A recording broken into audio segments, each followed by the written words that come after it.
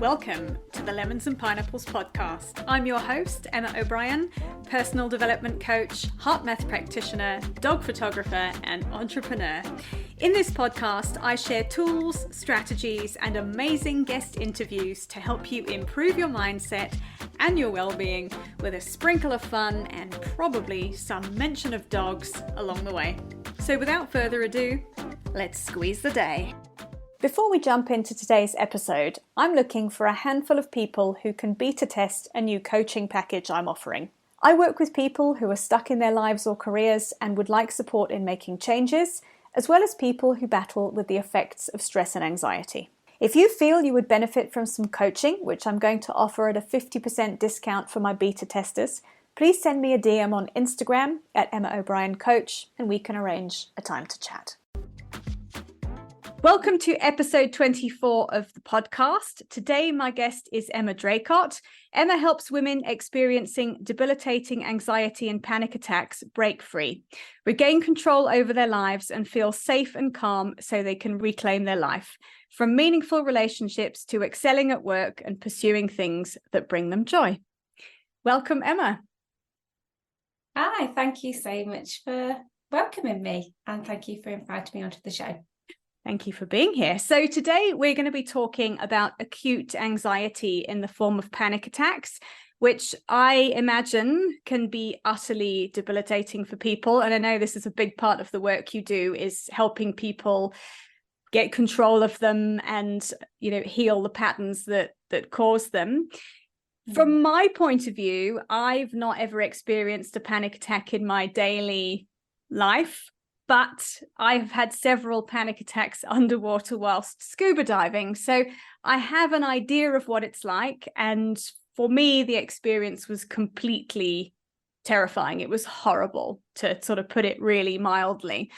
And I can trace back why I started having these, because I had a bit of an incident underwater where I ended up quite out of breath and sort of starting to hyperventilate a bit, which made me feel very uncomfortable. So I've got an intellectual understanding of why mine happen and then what logically I can do to stop them. And I know we're going to talk a little bit more about it's not just down to logic with these panic attacks. But for someone who experiences them in day-to-day life, and they're something that is a part of life for somebody, what causes panic attacks? So it is a range of different things, from being predisposed to anxiety in the first place because of genetics. And you've got that nature-nurture debate as well. So potentially it can be predisposed, but also if you live in an environment that is fearful or other people experience anxiety, then you're more likely to experience anxiety yourself. And panic does come out seemingly out of the blue, but often when I work with people and I start inviting them to talk about their lives, there's often lots of different stressors that they are under, different pressures, expectations of themselves.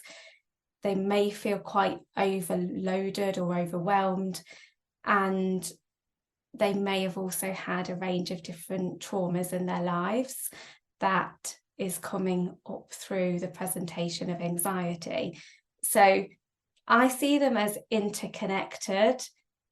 Some people do have very specific triggers, but often people will have lots of different ones, and it can feel like it just seems like comes out of nowhere.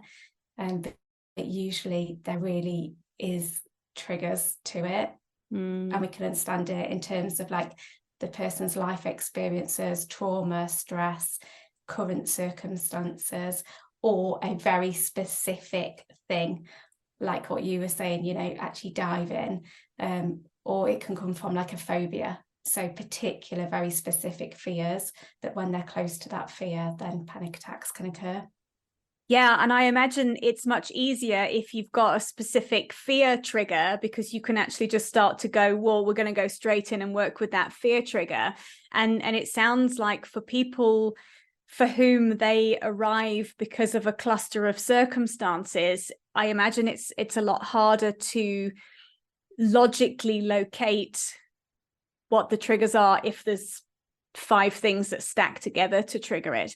And I guess this is what makes panic attacks so debilitating for people. If you can't quite identify where they come from, you don't know when they're going to happen. So it just ramps up anxiety even more. Yeah, absolutely. So people come to me like, I don't know why this is happening. Like, just happens out of nowhere, that there's no reason for it. And searching for the reason actually feeds the fear and feeds the anxiety that perpetuates panic. So the uncertainty of it, the trying to make sense of it, actually makes it a lot worse. It can be easier, for want of a better word, if you know what the specific trigger is, because yes, you can then do the work around that specific trigger, and there's a few different strategies that can support with that. Yeah. So and I know we're going to get in a little bit more in a bit more detail about this, but when it comes to what physically happens when you're having a panic attack, could you explain that when someone's having a panic attack, what physically happens in their body and in their brain when that panic sets in? Yeah, so great question. So panic, I look at it as on a scale. So I use the words like anxiety and panic, not interchangeably, but in the same sentence, because the buildup of anxiety does lead to panic. So 9 to 10 on the scale of anxiety is a panic attack. And I see it in this way. It's like you've got an older big sister who's really, really protective. And at the point of which she's overprotective to things that aren't really a risk for you. So you're the younger one, she's trying to keep you covered in cotton wool. She's worried about absolutely everything for you, and she's trying to keep you safe. So what she does is she triggers and goes off as an alarm system inside your body. So this is where panic occurs. So what happens is we get an absolute rush and flood of stress hormones, so cortisol and adrenaline. And this is actually what is designed to keep us safe. So I look at it in this way. So imagine that you was faced with a tiger. You absolutely would welcome that adrenaline and cortisol because you need to run quickly.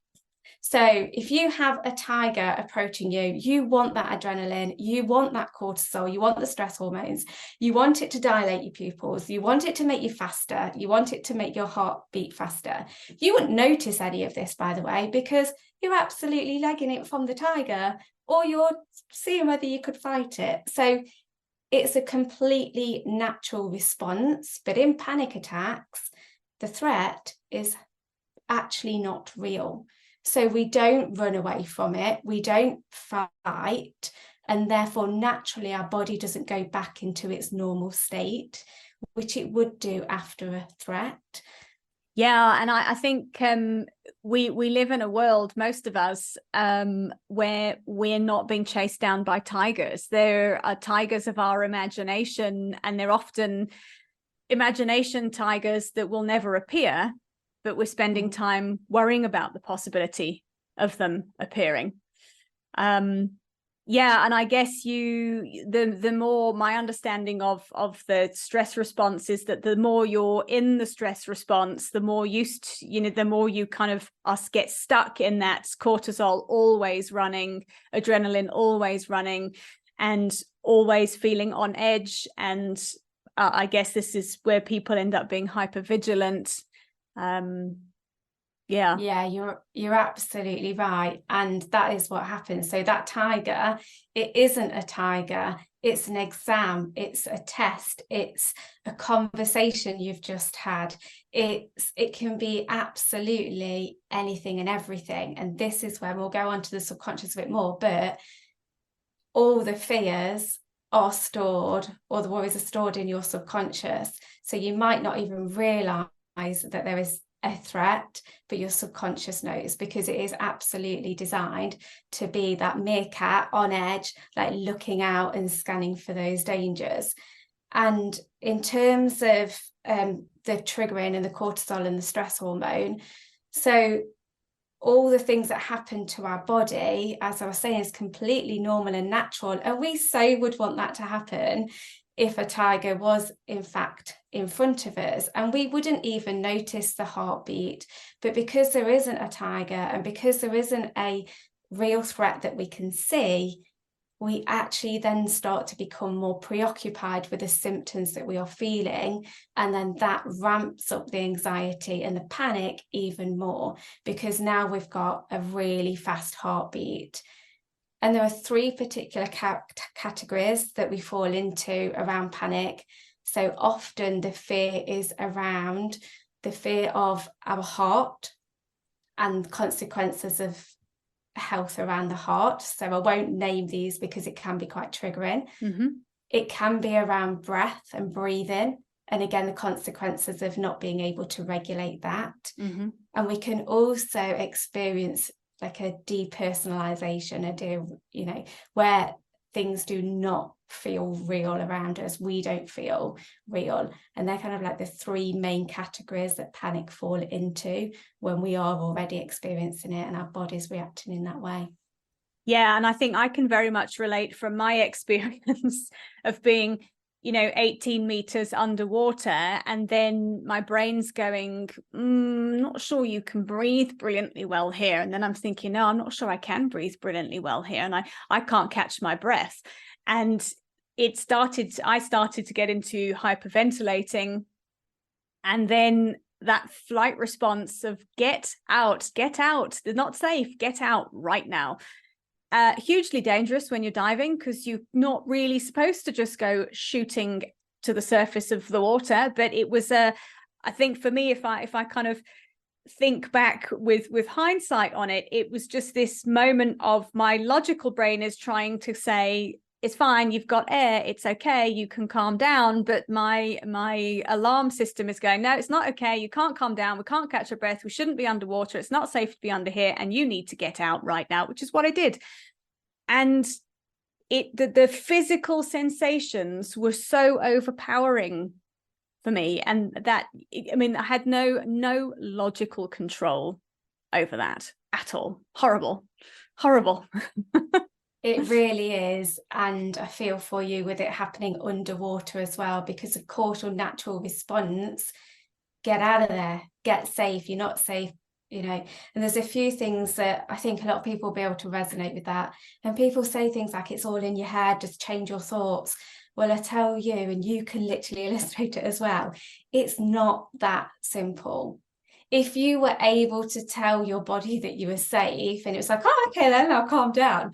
It doesn't work like that, because your logical brain is completely offline. Your amygdala, the survival instinct in you is, enlightened, and logic does not play any part. No. And having that battle between the two, it doesn't work, because it's like, again, we'll go back to the tiger idea.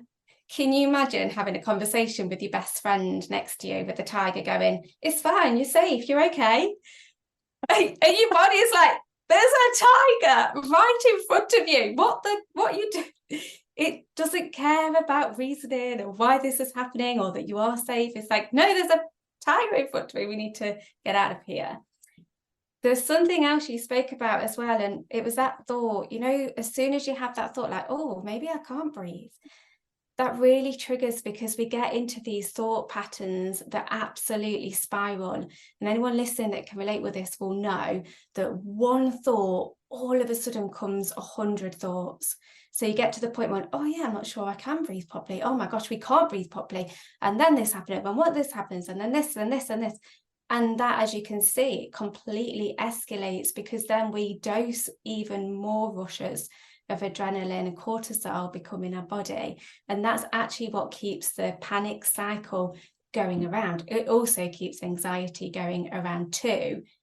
And it gets us stuck. And when we're stuck, you're absolutely right. We are then really hypervigilant. We start to look out for risks all of the time.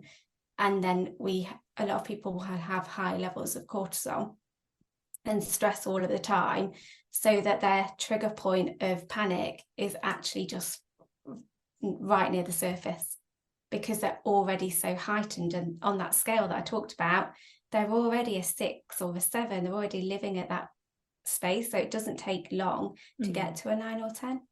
Yeah, and that I can see how that would escalate horribly for people and end up with people not wanting to go out, people not wanting to because what happens if you're in the middle of the supermarket and you have a panic attack? And it's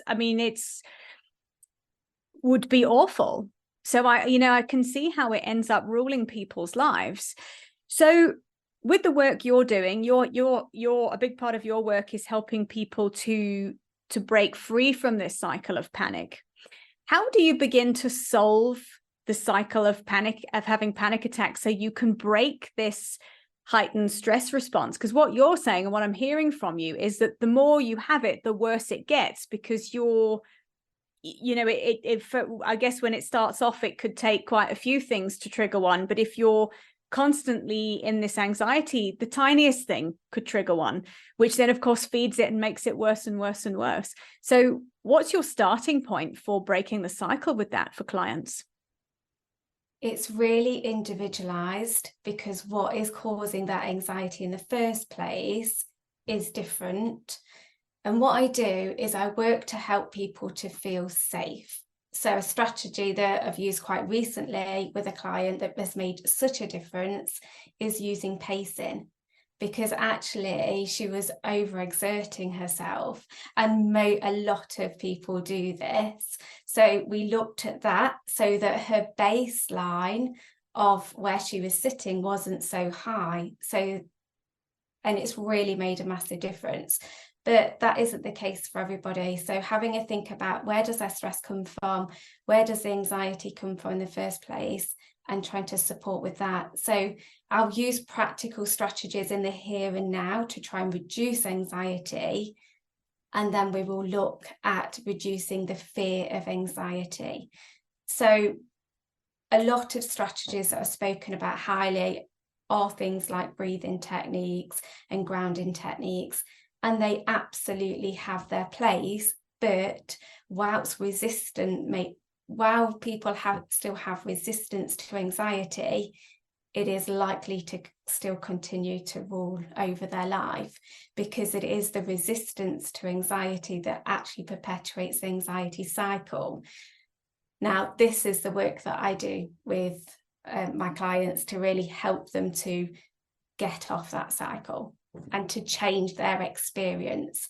It is much easier said than it is done, hence why I also use the subconscious to support this change as well, because we can rationalize with our brain when we're thinking logically and be like, there is no risks, we are safe, but that feeling in our body still maintains, and then that feeling tells us, well, we're still, no, something's not okay, we're not okay.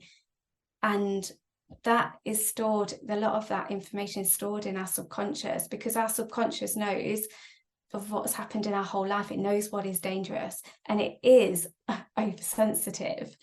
It's trying to keep us safe, but actually what it ends up doing, and like you're saying about the panic attacks in the supermarket, well, people won't go to the supermarket because they are worried. If that's a trigger point for them, they'll avoid it. And then what I see in people that I work with is their life gets smaller and smaller, because panic occurs everywhere. So they'll avoid that place, because what happens if I have another panic attack? And people start to get almost housebound, or they'll just have certain safe spaces. Yeah, and I feel very deeply for people experiencing that, because it just must be so terrible to, and I can understand, because I think when you're having a panic attack, like you said, you're not thinking logically, you're not going to be behaving rationally. People around you, unless they're aware of what's going on, will probably run screaming, because what the hell is going on here?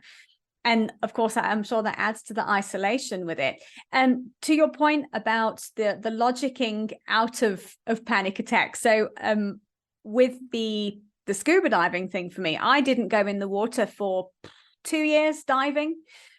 And I got to the point this year where, you know, it's something that my partner and I we did like to do together. And I'm thinking, you know, and then they were coming back from dives and telling me they've seen this and they've seen this and they saw whales and everything else. And I'm thinking, I've got terrible FOMO. And I think the FOMO could help me override the fact that I'm scared to get in the water. So I made a very concerted effort to work on the breathing techniques to calm my nervous system and to sit and try to understand what's going on. Because logically, like you've said, I'm going in the water with a bunch of people. I've got people keeping an eye on me. I've got air. If I haven't got air, if something goes wrong with my rig, I've got a spare one. I've got a dive buddy. There is really absolutely no chance of me running out of air. And just to preface this, folks, I'm not cave diving or going down to 80 meters. I'm, you know, recreational diving at 20, 25 meters. This is not complicated diving. And I managed to get back in the water in a trip we just did in August for one very shallow dive. But I can tell you, pretty much the whole time I was in there, I was just about keeping a lid on this panic of not sure I want to be here. I think I'd like to get out. I'm not sure how my breathing's feeling. And I'm trying, my little logical part was going, look, there's an octopus, go and have a look at that. Look at the fish, they're cool. Remember why we're in the water. And I managed, but there was still that residual feeling of, I think we'd like to get out immediately. So I'm interested in what you've said, because this resonates for me, of the logical part is not always enough. So tell me more about the subconscious part and the work you do with the subconscious mind to really get to the root of and help people overcome anxiety and panic attacks. Yeah, so logical strategies can work somewhat and be effective, but one, there's still that release of adrenaline and cortisol in your body. So we do need to deal with that. That's something we can do practically. But other than that, yeah, what triggered us in the first place? A lot of people do not know, but your subconscious knows. Your subconscious has all of the answers, and its intention, like a big sister, is to keep you safe. It cares about you, but maybe it's just not learned the right way to do that. You know, it's learned to keep you safe is, well, you can't go to that supermarket, or actually don't go diving because that's how we'll keep you safe, because there's a fear there. Often we don't know what the fear is in our conscious mind. So when people come to me, they'll give their absolute best guess of what they think is going on. But actually, when I work with a subconscious that has all of the answers, things come out in there that you have no conscious awareness of.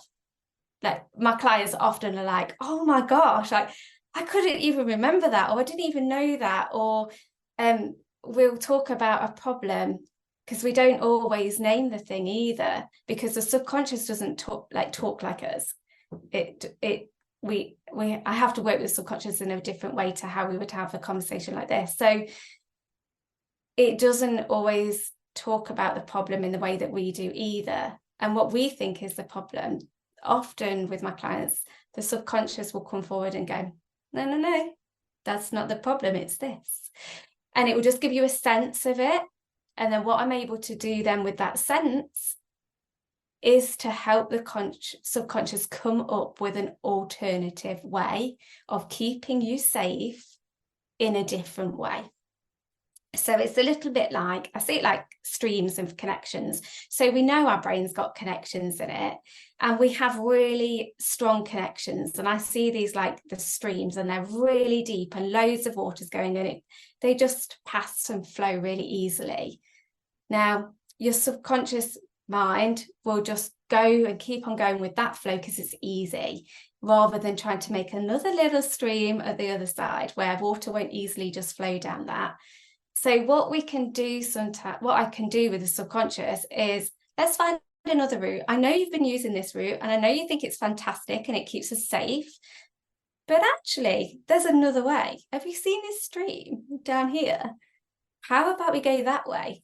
And then I'll support them to embed that new way rather than the usual way. So that helps to reduce anxiety, to reduce fears, to overcome phobias, those types of things.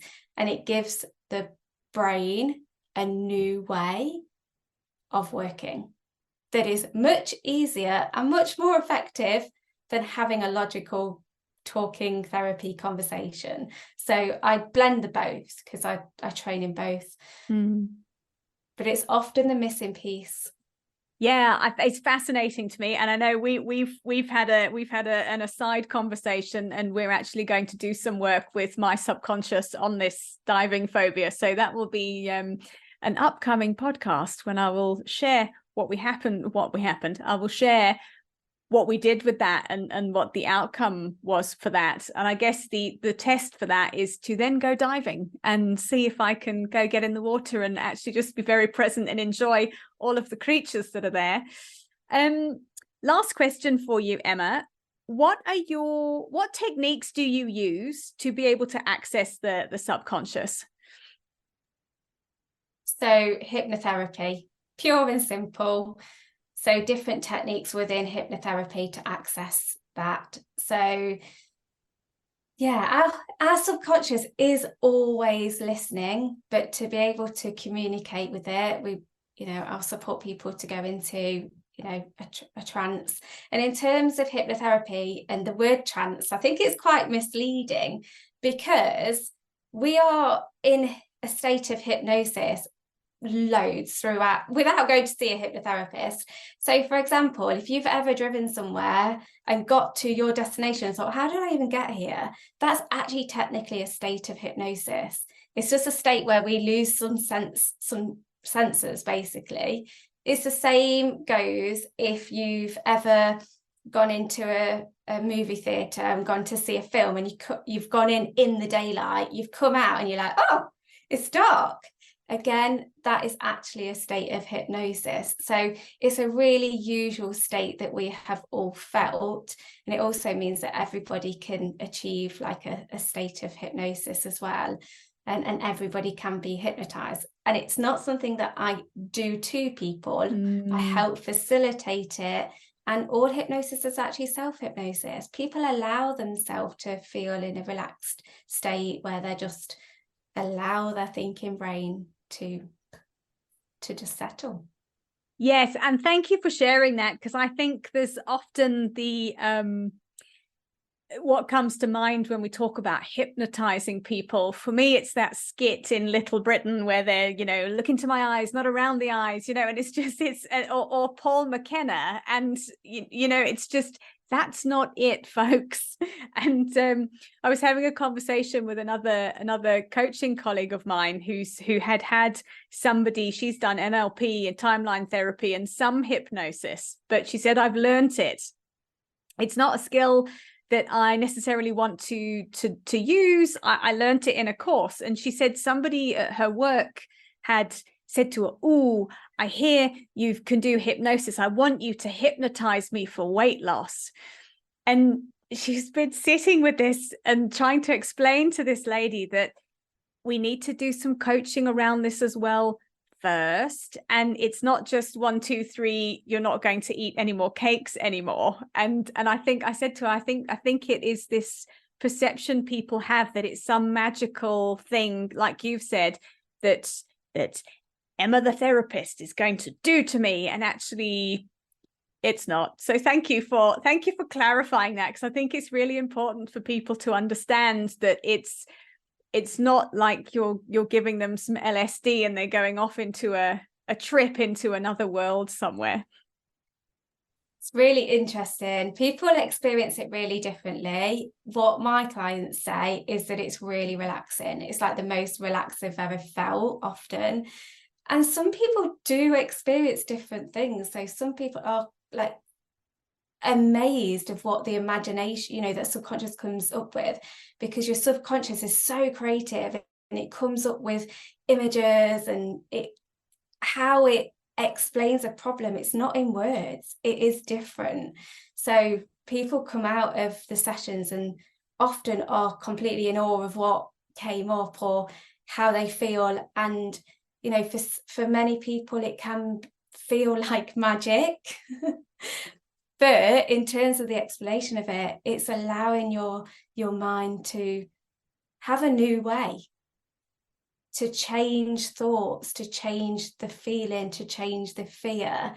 And that's all, it's all backed with science, but actually feeling the great effects of it, where you can do something feeling completely calm that you couldn't do before that session, it does feel like magic and it does feel incredible. Yeah, so I am very excited for when we do our session. So for everyone listening, watch this space for Emma's hypnosis session with other Emma, the follow-up. And Emma, for anybody who is interested to find out more about working with you, because I know you work with people online, kind of globally, really. So where can people find you and find out more about your work and get in touch with you? Yeah, so you come and find me on Instagram, come and follow me. So I'm Emma Draycott _therapy, which will be in the show notes anyway. Mm-hmm. But just come and have a nosy, come and have a look at my content, drop me a DM and say hi, let's just start a conversation and connect. Because I think that's really key as well when you're working with somebody. Just see whether you like my vibe, look at the content, say hello, let's start a conversation. And that's all it needs to be in the start, really. Amazing. And thank you, Emma, for joining me today and for sharing your knowledge and your expertise. And I think what I've taken from this is that when we've got an understanding of our anxiety and our panic attacks, it's helpful. And that there are tools out there like hypnotherapy that can actually really help us overcome the problem and free ourselves from the problem. You don't have to sit stuck with this. You don't have to sit sort of fighting through it. Because I think for me, I know my experience with it is you almost want to fight it off. And I think it's you're kind of hitting it with another quite aggressive energy. And it's a tool, not a tool. It's something that's happening in our bodies to keep us safe. It's completely counterintuitive most of the time, but there is a way to work with it and to be able to overcome it and to get your life back on track if you've been living with this kind of thing. So thank you very much for sharing that, and thank you for being such a wonderful guest today. I will share your links in the show notes so people can find you on Instagram. I'll also pop your website address in there as well so people can have a look. But thank you again for being with me today. Oh, thank you for having me. And yeah, I love that final point. It absolutely can feel differently and with easier effort as well. Brilliant. So thank you for having me. Brilliant. Thanks, Emma. Thanks, everybody, for listening. I hope you've enjoyed today's episode, and I will see you next time. Bye for now. Thank you for listening to today's episode. If you've enjoyed it, please share with your friends and be sure to leave me a 5-star rating and review, especially if you're listening on Apple Podcasts. To find out more about my one-on-one coaching, please visit my website, which is emmaobriencoach.com. And remember, folks, when life gives you lemons, you can always choose another fruit. See you next time.